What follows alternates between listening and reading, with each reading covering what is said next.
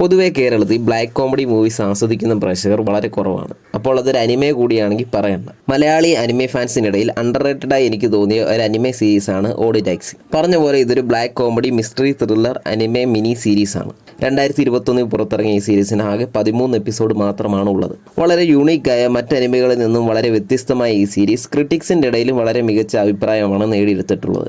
മനുഷ്യന് പകരം മൃഗങ്ങൾ കഥാപാത്രങ്ങളാകുന്ന ടോക്കിയോ നഗരത്തിലാണ് ഈ കഥ നടക്കുന്നത്.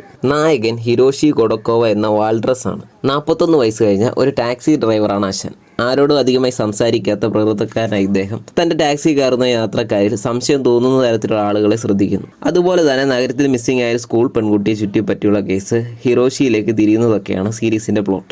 ആകെ 13 എപ്പിസോഡുകൾ മാത്രമുള്ളത് കൊണ്ട് തന്നെ ഇതിന്റെ പ്ലോട്ട് അധികം ഞാൻ വിശദീകരിക്കുന്നില്ല. ഒരുപാട് സസ്പെൻസും കാര്യങ്ങളൊക്കെ ഉള്ളൊരു മികച്ച സീരീസാണിത്. One of the best work എന്ന് വിശേഷിപ്പിക്കാവുന്ന ഒരു സീരീസാണ് ഓഡ് ടാക്സി. അനിമേഷനൊക്കെ കണ്ടിട്ട് ഒരു ചൈൽഡിഷ് സീരീസ് ആണെന്ന് കരുതുന്നവർ ഇതിന്റെ 13 എപ്പിസോഡ് കണ്ടു കഴിഞ്ഞാൽ അത് ഉറപ്പായി മാറ്റി പറയും. ഒരുപാട് കിടിലൻ കഥാപാത്രങ്ങളും വഴിത്തിരിവുകളൊക്കെ അടങ്ങുന്ന ഈ സീരീസ് എൻ്റെ ഫേവറേറ്റ് സീരീസുകൾ ഇടം പിടിച്ചു കഴിഞ്ഞു. ഒട്ടും ബോറടിപ്പിക്കാതെ 13 എപ്പിസോഡുകൾ അവസാനിച്ചെങ്കിലും കുറച്ചുകൂടി ഉണ്ടായിരുന്നുവെങ്കിൽ നന്നായിരുന്നു എന്ന് ആഗ്രഹിച്ചിരുന്നു. സീരീസിന്റെ മൂഡിന് വളരെ ആപ്റ്റായ അനിമേഷൻ വർക്കും മികച്ച മ്യൂസിക് വർക്കുമാണ് സീരീസിനുള്ളത്. മിസ്റ്ററി ത്രില്ലറൊക്കെ ഇഷ്ടപ്പെടുന്നവർ തീർച്ചയായും ഈ സീരീസ് കാണുക. ഒരു മസ്റ്റ് വാച്ച് സീരീസാണ്.